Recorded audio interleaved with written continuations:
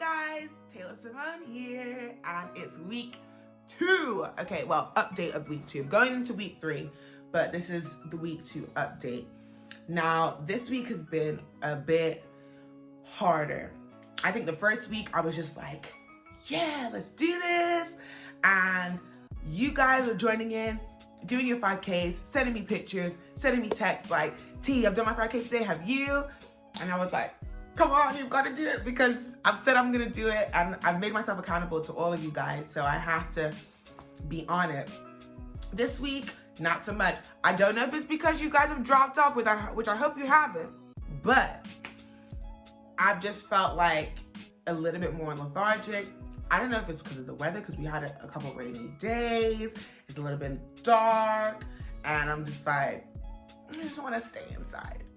You know what I mean? So I don't know if it's because of that. Like, I still have my Apple Watch gang. Those who I'm following on there, do you know what I mean? So I see your guys' activity, and I'm like, okay, so-and-so's done 68% of their stuff today, so I need to get on it, do you know what I mean? So that still motivates me, but I think I've had less text messages and stuff, so I've been like, but my husband has kept me really accountable, which is fantastic. There was one day this week and I was just like, oh, I really don't want to do it. And he's like, well, T, I'm sorry, you've got to eat your words. Do you know what I mean? Like, you said it's 5K a day, so you got to do what you say. And so I was like, okay, you know what? I'm a woman of my word. My yays are yays, my nays are nays, so I got to get on it. So he kind of pushes me when I'm feeling not as, yay about exercise and whatever. So yeah, so then also with my eating, this week I felt like juice. I really wanted to drink juice. Like, this is my kryptonite, guys. This is really my Achilles heel. Like, I really want to drink juice. And even there was a couple of nights this week, I was trying to reason with myself and like, well, I could have the juice today and then not have it on the weekend. And then I'm bartering with myself and I'm just like, T, come on. I even had juice on the table at dinner this week because I just wanted it, but it boiled down to a choice. So every time I wanted to drink something, I picked up my water, even though the juice was there.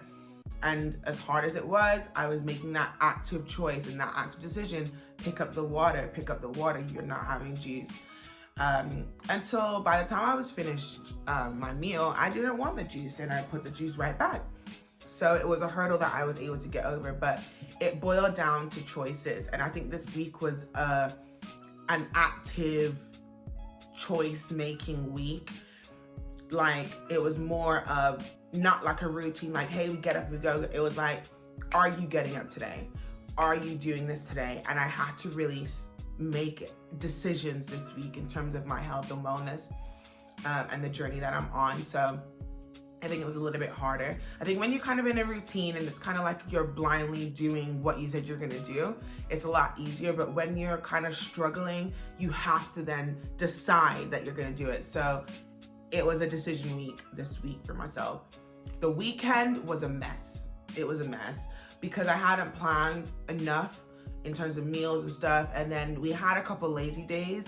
And so I missed some stores that I wanted to get some, with the meals that I planned, and I was just like, oh, and then we ended up taking out, we ended up taking out on Saturday as well as we did on Friday, because Fridays our takeout night, so that was that anyway. But we ended up taking out on Saturday as well, which was not planned, do you know what I mean, and not thing.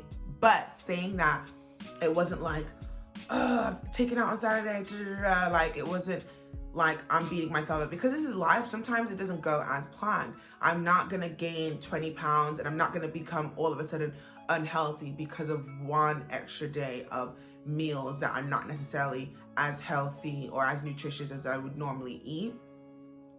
So it's just like, okay, cool, this is where we're at now and whatever. And then on the Sunday, we had some stuff to do and we kind of just got caught up. And then it was past my eating window, which was 10 o'clock. I didn't even actually start eating until probably like 3 anyway. But it's still, my window is 2 to 10. So I was past the window. But then again, I'm past my window, but I'm hungry. And I know I hadn't eaten for the day. It wasn't just like, oh, I'm hungry, I just want to nibble on something. No, I hadn't eaten. So we ate past the window.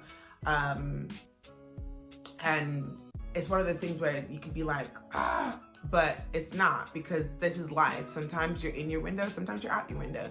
As long as you're 90% of the time or 99% of the time doing what you set out to do, then that 1% of the time where things don't go to plan, it's not that big of a deal. Also, I had a reminder this week of just to take it easy on myself. So before this whole thing, kind of like paying a little bit more attention to my body. So after Christmas, I was paying a little bit more attention to my body, and noticing where I had gained and etc.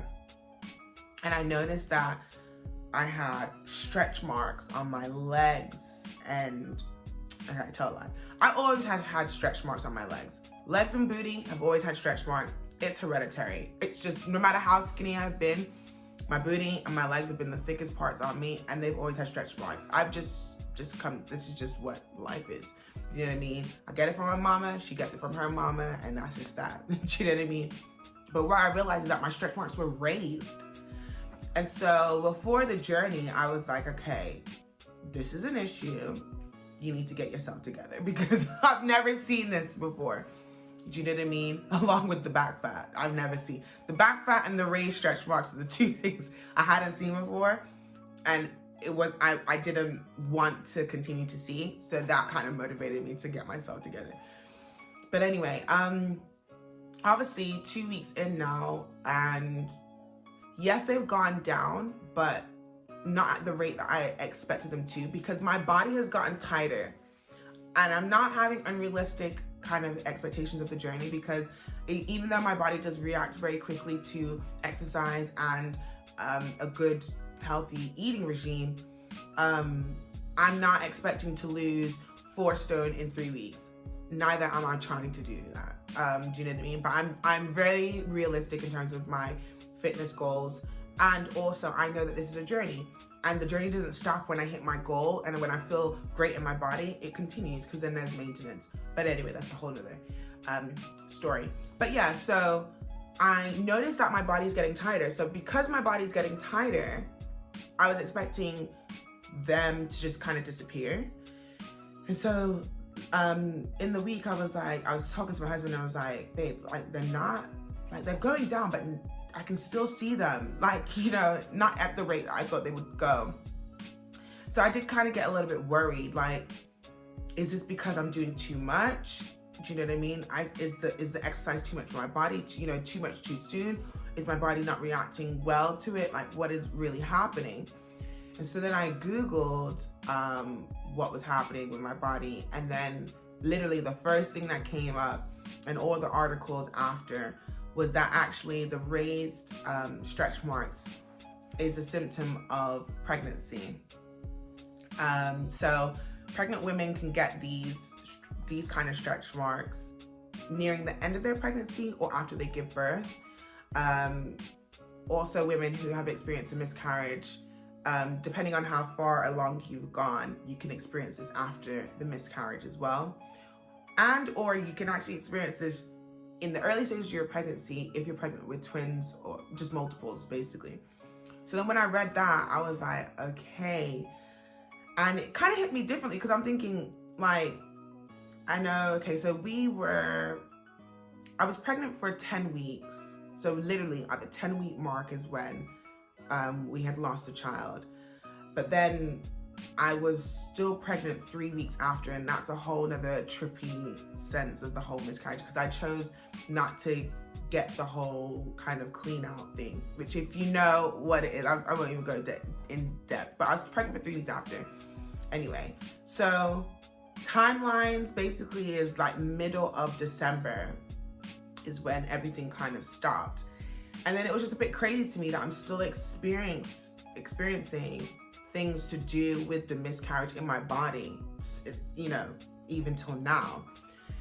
So then I was like, oh my God. And as much as it was like, okay, this is a bit crazy, it was actually a reminder for me this week that not only because of the miscarriage, but just in general, like, take time with your bodies, be patient with your body, and yeah, just be kind. be kind to your body and to yourself. Because I do, even in that moment, as I kind of sat there and I actually got the reason as to what was happening and why it was happening, I realized that I didn't necessarily take that time for my body. So the miscarriage, the miscarriage started on a Saturday, and then we confirmed that I, did have a miscarriage on the Tuesday, right? That was at the hospital, got the scan, he wasn't there. That was the Tuesday.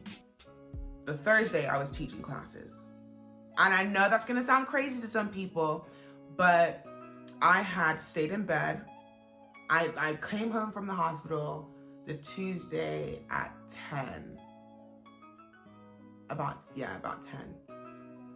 And I literally took off my clothes, got in the bed, and for those of you who know me, especially coming from the hospital, I could not. Every time I come from the hospital, I'm straight in the shower, and I gotta it's too much.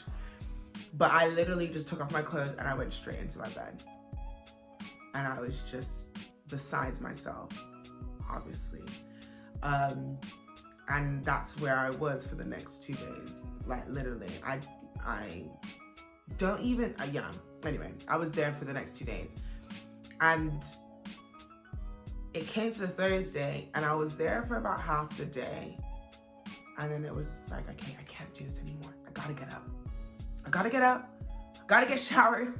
I gotta get moving. I had to get moving. And it wasn't necessarily for my body, it was for my brain. It was for my mental space and my spiritual space. I needed to get up and get moving. And that's why I was teaching. But I don't think I took the necessary care or time to care for my body. My body had gone through so much and was still going through at that time the whole process of, the miscarriage. And I didn't necessarily take that time for my body. My main focus at that time was my mental space and my spiritual space. That was the main focus. I kind of just was like, you know what, body is just doing whatever the heck it's doing right now. I need to kind of focus on what I can kind of control. Do you know what I mean? And that was my mental and my spiritual space. Everything else I couldn't control.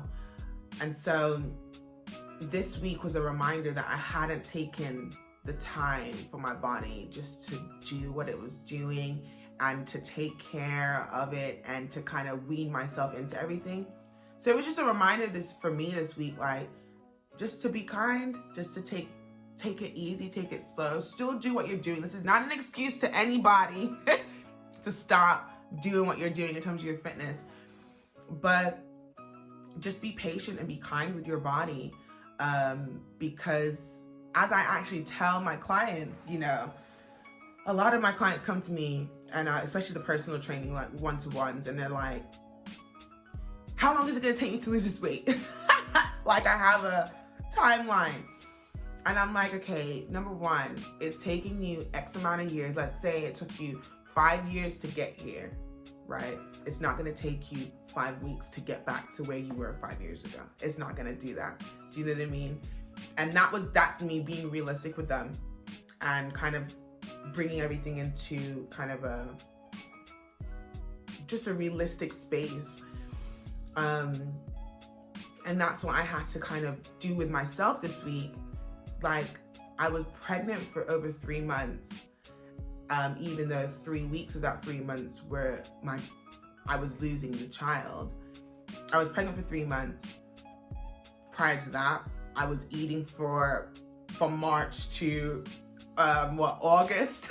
I was eating for X amount of months, and then X amount of months after the pregnancy, I was eating anyway. So my body is not going to be like, bam, we're back, we're better than ever. Do you know what I mean? It's gonna take time. So that was my reality check this week, and I share that with you guys to also give yourself a reality check that, you know what, don't get frustrated with yourself if you're not seeing results like that. Don't get discouraged and say, oh, I'm throwing in the towel, it's not working.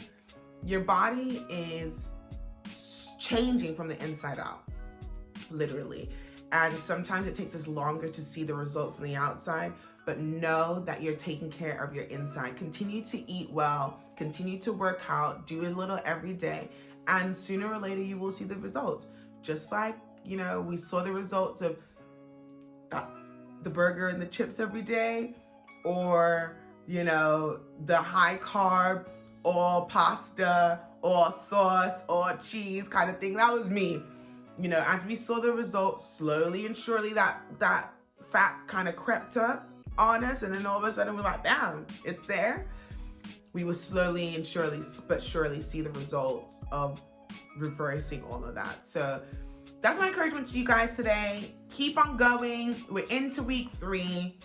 Let me know how you guys are getting on. And again, send in your questions. I will write them down this week, so I answer all the questions on Friday.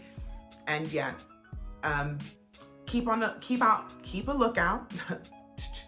a lookout for Wednesday workout. And again, let me know how you guys get on with that. Guys, have a powerful week. See you next week.